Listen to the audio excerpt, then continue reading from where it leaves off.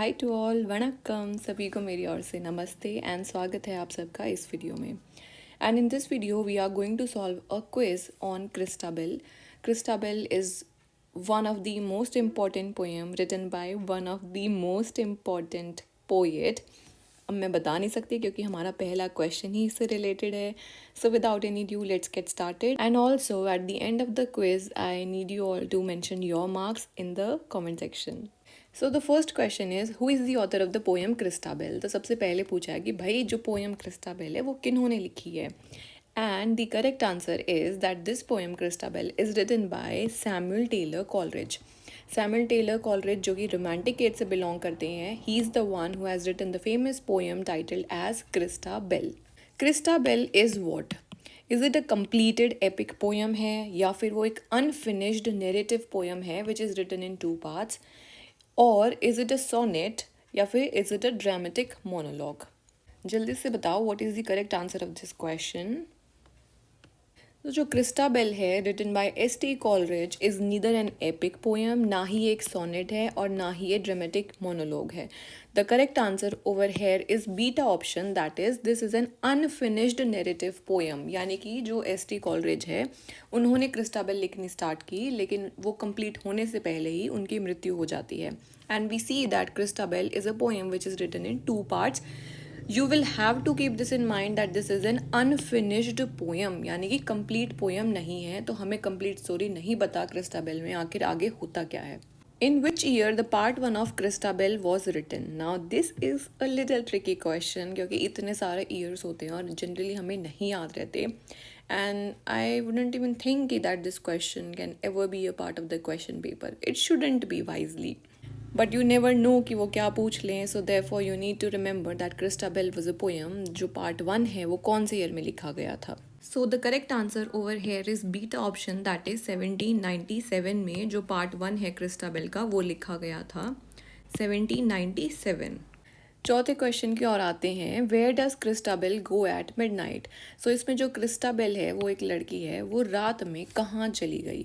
क्या वो चर्च में चली गई, या फिर वो एक फॉरेस्ट के पास गई थी, या एक कैसल टावर के पास गई थी, या फिर वो नदी के पास गई थी? तो क्रिस्टाबेल आधी रात में उठ करके कहाँ जाती है हमारी पोएम में?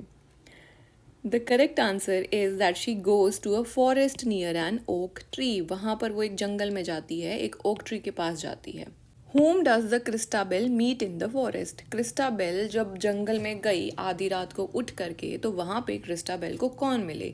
क्या वहाँ पर उसे एक नाइट मिला, या वहाँ पर उसे जेरेल्डीन मिली, या वहाँ पर उसे अपनी मम्मी की आत्मा मिलती है, या फिर ऑप्शन डेल्टा इज बार्ड ब्रेसी. तो क्रिस्टाबेल को जंगल में आखिर कौन मिले? The correct answer is that Christabel meets Geraldine in the forest. So Geraldine एक लड़की है, वो उसे जंगल में मिलती है Geraldine, और फिर Christabel Geraldine आपस में कुछ कुछ बातें करते हैं. And then Geraldine comes to home of Christabel. Geraldine claims that she was lost while hunting, कि वो हंट करने आई थी और वहाँ पर गुम हो गई. Beta option is that she was abducted by 5 warriors. 5 लोग आए और उसे किडनैप कर लिया गया था, या वो अपने घर से भाग रही है running away from her father, या जेराल्डीन इज़ अ घोस्ट. तो जेराल्डीन क्रिस्टाबेल को क्या बताती है अपने बारे में? The correct answer is that Geraldine जो है वो बोलती है क्रिस्टाबेल को कि क्रिस्टाबेल मुझे 5 लोगों ने किडनैप कर लिया. I am being abducted by 5 warriors. So option beta is the correct answer. तो ये जेराल्डीन जो है क्रिस्टाबेल के मन में बोलते हैं कि भाई 5 लोग ना मेरे पीछे पड़े हैं, प्लीज़ तुम मेरी जान बचा लो. फिर क्रिस्टाबेल हमारी भोली भाली लड़की बोलते हैं कि जेराल्डीन तुम चिंता मत करो, चलो तुम मेरे घर चल पड़ो.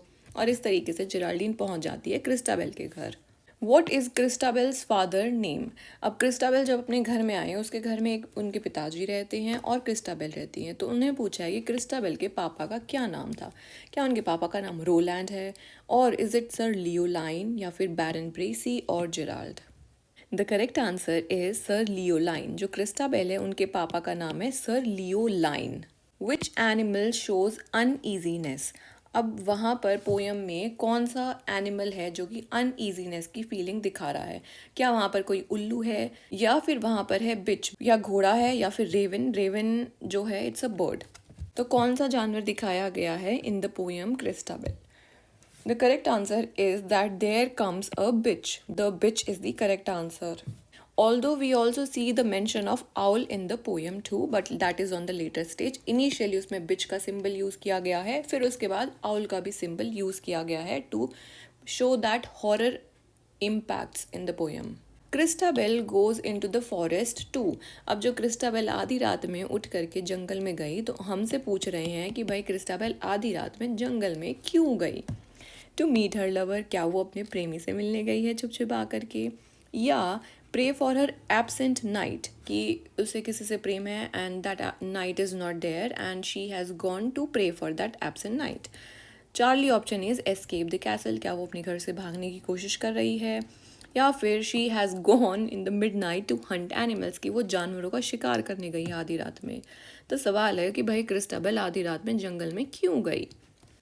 Correct answer is beta option, वो जंगल में प्रे करने के लिए जाती है for her absent knight. Geraldine symbolises what. So Geraldine जो लड़की उसे जंगल में मिली, जो क्लेम कर रही थी कि उसके पीछे 5 वॉरियर्स भाग रहे हैं, तो जिराल्डीन पोएम में क्या सिंबलाइज करती है। क्या वो इनोसेंट है, बहुत नादान है, या फिर वो इविल है, या सुपर नेचुरल फोर्स है उसके अंदर, कि वो भूत प्रेत से जुड़ी हुई है। और Charlie option is motherly love, कि जो जिराल्डीन है उसमें क्रिस्टाबेल को अपनी माँ दिखाई दे रही है, या फिर फ्रेंडशिप। तो जिराल्डीन आधी रात में जो उसे बाहर मिलती है, she symbolizes evil and supernatural force. So beta option is the correct answer. बढ़ते हैं अगले सवाल की ओर। What is the main theme of the poem Christabel. तो क्रिस्टाबेल की मेन थीम क्या है। Does it talk about love and marriage, ऐसा तो अभी तक हमने कुछ देखा ही नहीं उसमें। Does it talk about good and evil, अच्छी और बुरी चीज़ों के बारे में बात कर रहा है, या फिर वो वॉर के बारे में बात कर रहा है, और is it talking about the nature. बहुत ईजी सा आंसर है and the answer is obviously the beta option, that is good versus evil. जो गुड है वो है क्रिस्टाबेल और जो एविल है वो है Geraldine. What happens to Christabel after the night. अब जो क्रिस्टाबेल है वो उसे ले आती है अपने घर। जब जिराल्डीन को अपने घर ले आती है तो वो पूछ रहे हैं कि उसके बाद क्रिस्टाबेल के साथ क्या होता है। क्या वो पोजेस्ड हो चुकी है, क्या उस पर जिराल्डीन का जादू काम करने लग गया है, या उसने शादी कर ली, या वो घर से भाग गई, या वो सब कुछ भूल गई। जो क्रिस्टाबेल है वो जिराल्डीन की सारी बातें मानने लग जाती है, यानी कि जो क्रिस्टाबेल है शी इज़ बीइंग पोजेस्ड और spell bound after that night.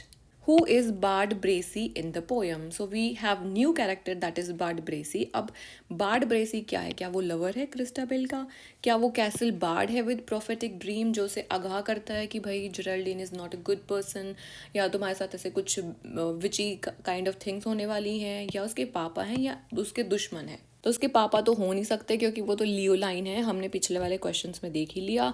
दुश्मन भी नहीं है, लवर भी नहीं है, क्योंकि उसका लवर तो नाइट है जिसके लिए वो प्रे करने जाती है।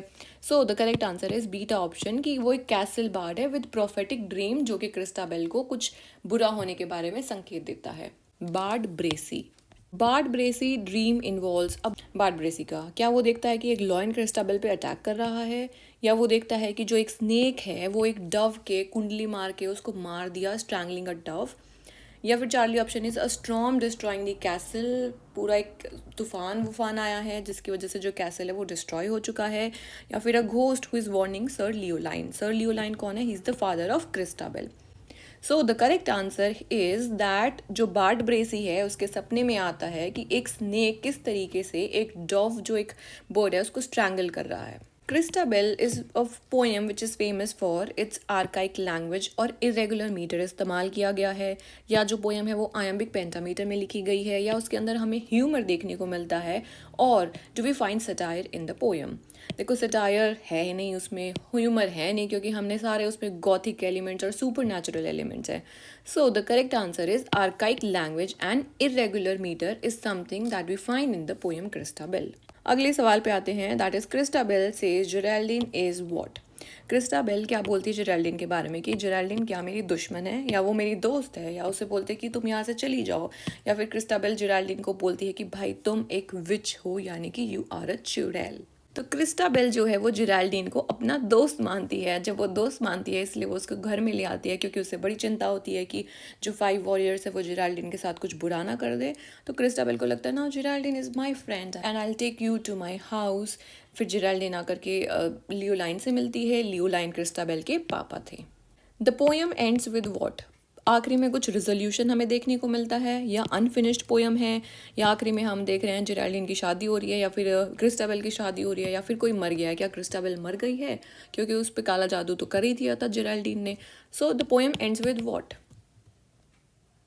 इसका हमारा जो सही उत्तर है वो है beta option, that is unfinished poem. हमने पहले ही देख लिया कि जो एस.टी. कॉलरिज हैं वो पोयम कंप्लीट ही नहीं कर पाए और उससे पहले ही उनकी मृत्यु हो जाती है। So this is an unfinished poem. अगला क्वेश्चन है यहाँ पर, लाइन फ्रॉम क्रिस्टाबेल हमें बतानी है। 4 लाइंस दी गई हैं, हमसे पूछा है कि कौन सी लाइन क्रिस्टाबेल पोयम से ली गई हैं। वाटर वाटर एवरीवेयर, सबको पता है भाई, वाटर वाटर एवरीवेयर तो rhyme of the ancient mariner से ली गई है, तो ये तो हमारा आंसर नहीं हो जाएगा। Then beta option is a little child a limber elf, may be, we don't know, he prayeth best. और फिर डेल्टा ऑप्शन है द फेयर ब्रीज ब्लू। ये थोड़ा सा ट्रिकी क्वेश्चन है, and these kind of questions do come in the exam to raise the difficulty level of the exam. तो इसका हमारा जो सही उत्तर है वो है beta option, that is a little child a limber elf, and these lines are taken from the poem Christabel. इसीलिए एक रीडिंग क्रिस्टाबेल पोयम की करनी बहुत ज़्यादा ज़रूरी है, and you will have to keep on revising the poem, ताकि अगर आप specially you are appearing for UGC NET exam, so you have to remember certain lines from the poems. बढ़ते हैं 19वें क्वेश्चन की ओर, दैट रिलेशनशिप रिप्रेजेंट्स व्हाट। अब यहाँ पर relationship represents what, that is, क्या वो फ्रेंडशिप रिप्रेजेंट कर रही है, या is it representing seduction and corruption in the poem, sisterhood के बारे में है या मदर डॉटर के बारे में है। इसका हमारा जो सही आंसर है that is option beta, that the poem is about seduction and corruption.